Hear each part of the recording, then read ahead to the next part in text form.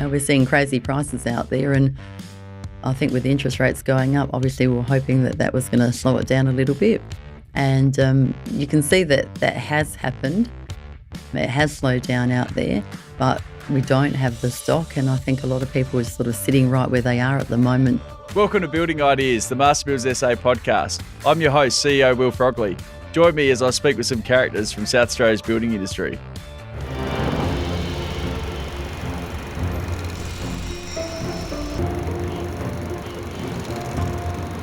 A lot has changed in 40 years, but one thing hasn't. Hard work. It's what our members do, and it's what we do for them. C-Bus Super, making hard work pay off since 1984. We've all been feeling the cost of living squeeze over the last few years, and when is there going to be light at the end of the tunnels? That's the question we all want to find out the answer to. And today we're joined by a couple of special guests from Beyond Bank, Justin Davis and Anna Barney. Welcome to Building Ideas. Thank you. Thanks, Will. Good to be here. So, we've been on an amazing roller coaster over the last few years, haven't we? And we've kind of stared down what we thought was going to be a terrible recession, and then the economy probably got too hot, especially in our industry. And now there's signs that the economy might be slowing pretty rapidly, in part due to those rising interest rates, which were there to cool demand. So you've got a really weird situation at the moment where we've been close to full employment for a long time, but no one really thinks they're doing particularly well. Or a lot of people thought they were better off 4 years ago, or had more money in their pocket at the end of the day. It's been quite an amazing ride, hasn't it? Yes, certainly has. Certainly has. And I think you're right. There's been a lot of question marks, I suppose, along that journey. It's not been easy to sort of predict what was in the future pipeline along the way. A lot of the experts got it wrong, which definitely doesn't make things easy for people when you're trying to run a business or trying to run a household or trying to budget for things. So yeah, it's definitely been a turbulent couple of years. And I think that particularly the pace that things have happened has been the difficult thing. We generally, we haven't probably had enough time to adjust as individuals and as businesses. It's had to be very sort of rapid transitions to accommodate what's been happening, in the economy. Yeah, so the costs in building construction have gone up about 30 to 40% since prior to COVID. And in many ways, our industry was the canary down the coal mine. And I remember when the cash rate was really low, and the RBA was saying that I didn't expect it to move for 4 years. And I was just looking at the price increases in our industry, and a massive industry, and I just thought there's no way that cash rate is going to stay the same. I was looking at every input you could think of, timber, steel, whatever it was going through the roof. So we were really a leading indicator, and unfortunately that's played out, hasn't it?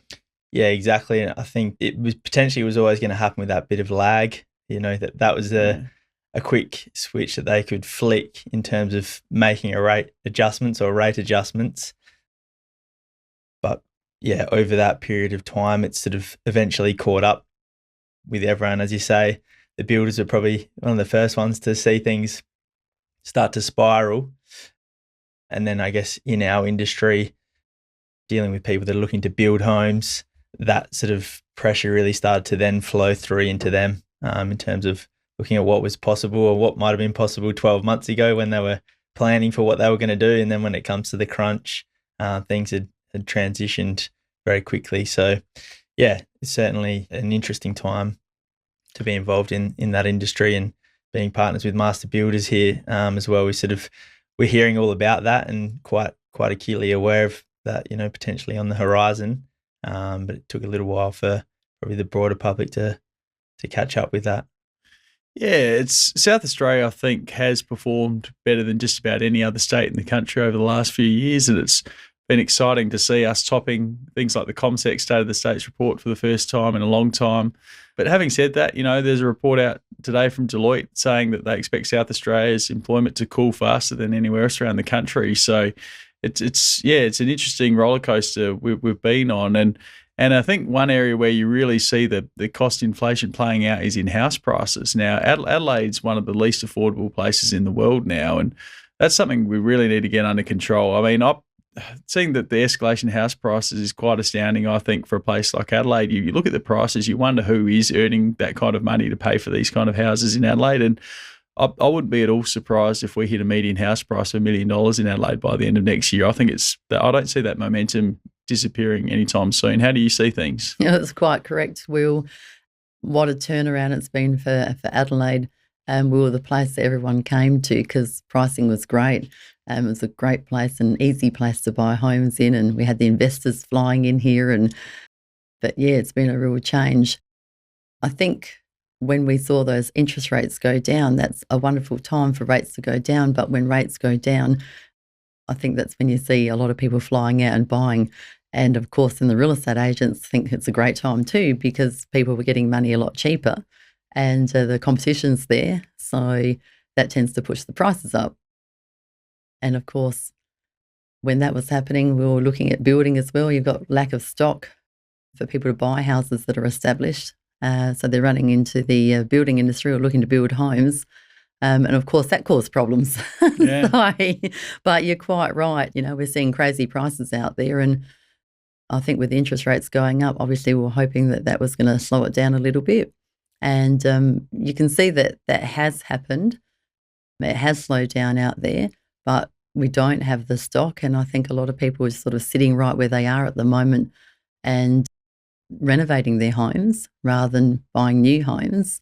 So it's going to be a really interesting 12 months ahead, I think, or 12 to 18 months ahead to see what happens coming spring, whether we see more houses on the market and whether with the rates the way they are at the moment, people have had enough and they move on and downsize or look for something cheap or even rent. But then again, we don't have a lot on the rental market either. Yeah, that's right. And anyone who's been into a rental opening recently knows it's an absolute feeding frenzy out there. You got to feel for anyone who's trying to find a rental property at the moment. It's brutal out there. Yeah, correct. It's really hard. So I encourage people who have got equity in homes to start looking at building an investment property and build up their investment portfolio because, there's plenty of people out there that need to rent a home and we don't have enough. Well, that's certainly true. I mean, initially the housing boom came off the back of owner-occupiers, but the market's really shifted and there's been a real uptick in investor activity over the last probably 12 months. No surprises there that investors are seeing an opportunity with a shortfall of rental properties, right? Absolutely. Yeah, absolutely. Yeah, and I think the thing that also provides that opportunity, as you said, is that growth in property prices. So, all of a sudden people have potentially, got 50% equity in their property that they might have been looking at maybe a 20 or 25% equity only a couple of years ago. So that property growth has then provided the opportunity for them off the back of increase in value in their owner-occupied property, then look at what can they go out and do in terms of investment, which is, certainly provided plenty of opportunity. And we're actually seeing a lot of that, aren't we, Justin, at the moment, where it's interesting when people sit down with us and talk to us about their current situation, their financial situation. They don't realise they've got a lot of equity and a lot of them don't realise they don't actually have to put any cash into buying an investment property or building a new property to rent out, but they've got equity there, and that means you don't need to put cash in. You use the equity that you've got in your current property to create wealth and, build an investment property and rent it out and maybe help out some of those that are lining up at the opens at the moment to get into a property. Yeah, certainly. And certainly for younger people too. Obviously, it's becoming harder to save for a deposit, particularly if you are renting. Cost of everything's going up. You go to the grocery store, your regular shop's probably doubled just about in price, cost of fuel, everything. So saving for a deposit is certainly becoming more difficult, but in the same way that having equity provides opportunity for investment, there's potentially opportunities for parent equities and that sort of thing to help younger people get into the market. You certainly have got to be maybe a bit more flexible or creative in how you can find those opportunities now, because it's, saving a 20% deposit on a median house price of $1 million has all of a sudden become, much more difficult. I've heard a lot of people have been in the building industry for 30, 40 years, say over the last couple of years. I've never seen it like this before. So initially you had the shortage of materials was a real issue. In particular, timber was a nightmare to get your hands on.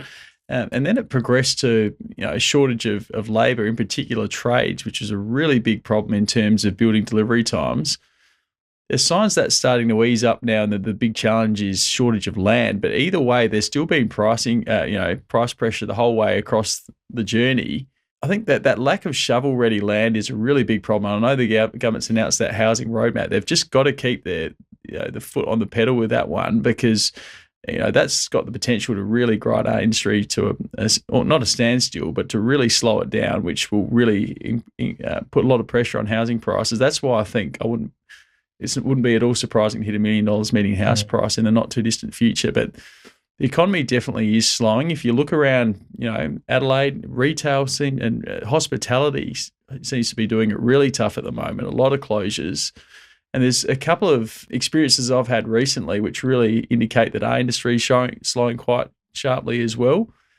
Number one is I had a sawmill company contact me a couple of times over the last few weeks with some timber that they're really struggling to find help with someone to buy. And that would have just been unheard of a couple of years ago. And then also we're hearing that brickies are starting to call around looking for work. Now, that's a trade that was in really short supply over the last few years. So there's a couple of signs that things are definitely slowing. Yeah, and it's interesting, isn't it? Because I think that's probably, it's not a reflection of the demand that would be there if, as you say, if that land was available. There's plenty of people out there that need a home or need to build a home, or investors that are ready. So yeah, I think that as soon as that land is available to go, that will be in high demand. It's just a matter of having that pipeline available for those people to, sell their products, or for the labour to take up those opportunities. Because that's what you want to see. That's a healthy economy where the supply is meeting the demand, and it's been maybe across a few different areas where it hasn't quite lined up, which has seen those turbulent times.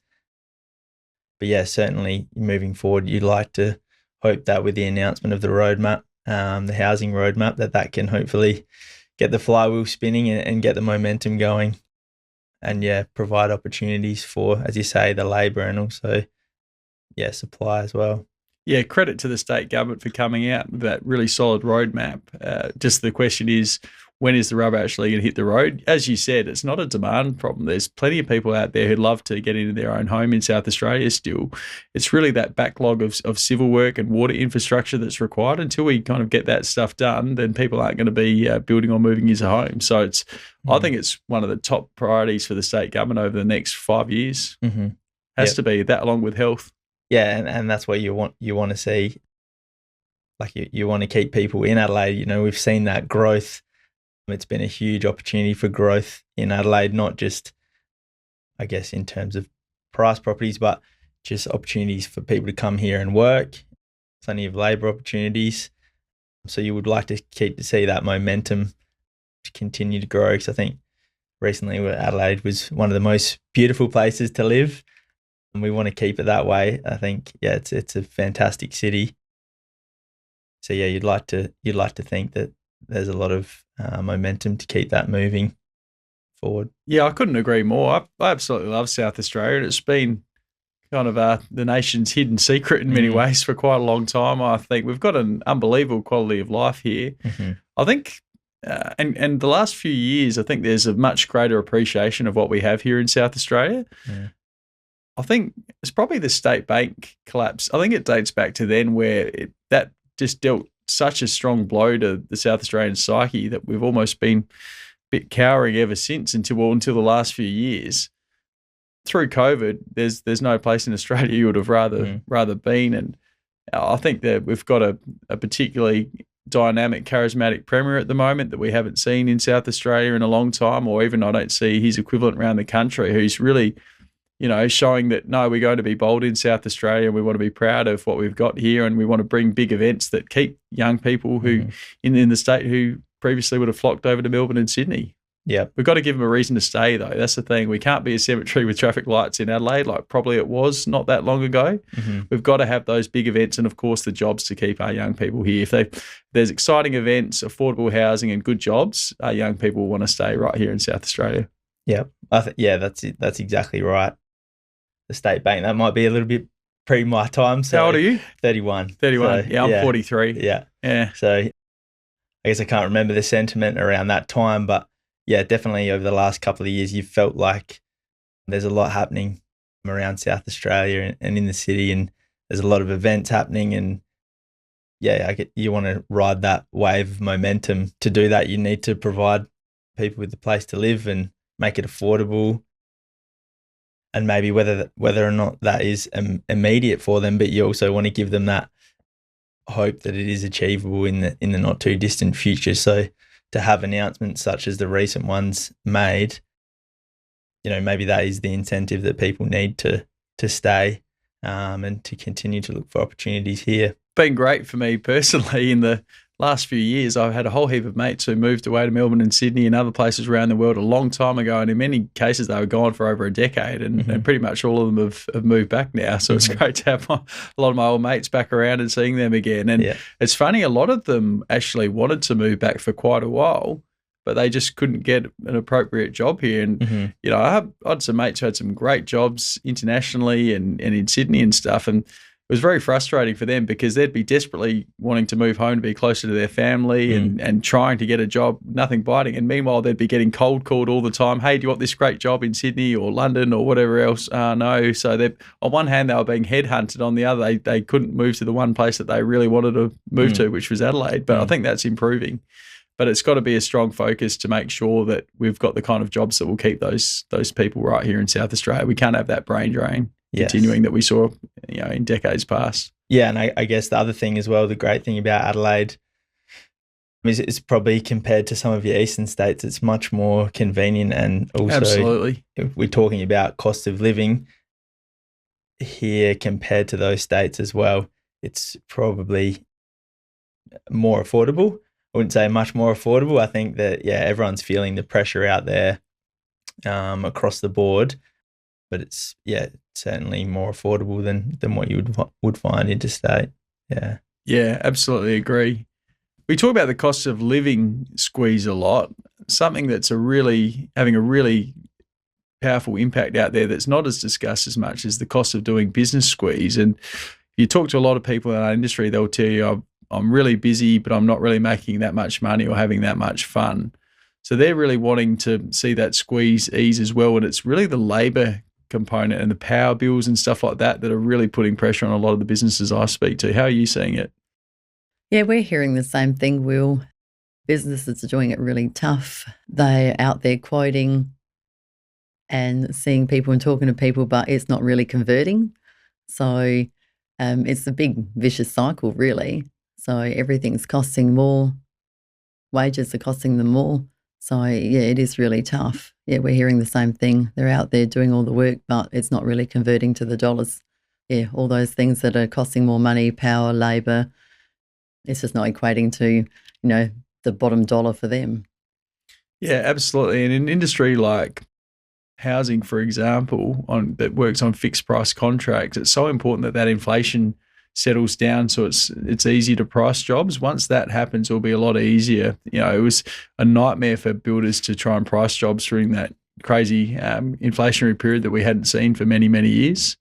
Yeah, I can imagine that would have been the case. So tough everybody, really. Yeah. Like, the builders out there can't really work out what things are going to cost them, and people at the other end, the consumer wanting the product, they've only got so much money and they want to know how much it's going to cost them, and the bank's asking them what the final debt is. So it was pretty tough for everybody, but it would be nice to see that sort of work itself out. And I think you said before that that's starting to look a little bit better now. So yeah, absolutely. So the RBA really has the very delicate job of trying to get inflation back to within that 2 to 3% target range without crashing the economy and sending it into recession.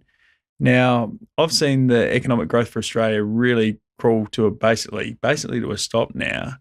How do you see the outlook over perhaps the next 12 months? Do you think we are going to tip into a negative economic growth, or do you think we'll be able to just ride it out?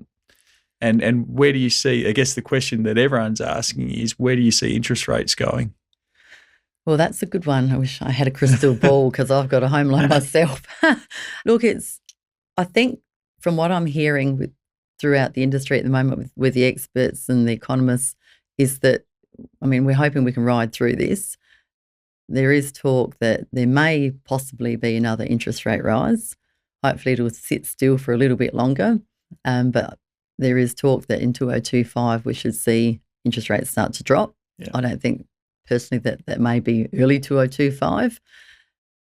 So if that happens, I think there'll be a bit more confidence out there with people getting out and doing more. But I think everyone's just going to sit tight because there's no indication that we're going to see rates drop down in any great hurry. If rates do start to come down, obviously people will be out and about doing a little bit more. We are seeing a lot of refinances in our organisation at the moment. People trying to consolidate debt, refinance their home loans and just find more money to put in their pockets per fortnight. So that helps them, with their shopping and helps them be able to maybe go out on the weekend or on a Friday night with the family. So that's a good start. But like I said, if the rates do go down, somewhere mid next year, we could see a bit more movement with housing, people looking to build. So we can only hope. But like I said, don't have that crystal ball. We can only hope that sometime next year we'll see a bit more relief. Yeah, absolutely. For me, I really see labour costs and power prices as a couple of factors that are really keeping inflation stubbornly high. What are some of the other factors that you see as keeping it up above what we'd all like to see it at? The problem with a lot of things is it's a lot of the fixed costs. It's a lot of the fixed household costs that people have no control over. If everyone puts their cost of energy up, you've got to pay your bill. You've got to keep the lights on. Whether you shop around, you may save yourself a little bit of money, but at the end of the day, if the industry's gone up 40 or 50%, that is what it is. I think travel, you've still got to fill the car up and get to work or run a business. So, yeah, a lot of the fixed costs. And then, as I said before, you go and do your daily shop. That's just about doubled. So these are not people going out, going to the pub, or, going and getting a coffee a day. These are things that you need to survive and to live and to work. So, yeah, that it's difficult because they're obviously wanting, cut back in spending to get a handle on that inflation. But a lot of these things are outside of our control. So, yeah, and then I suppose, as you said before, that sort of plays into maybe, you're not seeing as many people out there. Hospitality's being affected. That discretionary spending, exactly. But that's I suppose that's what you have to do in these times, unfortunately.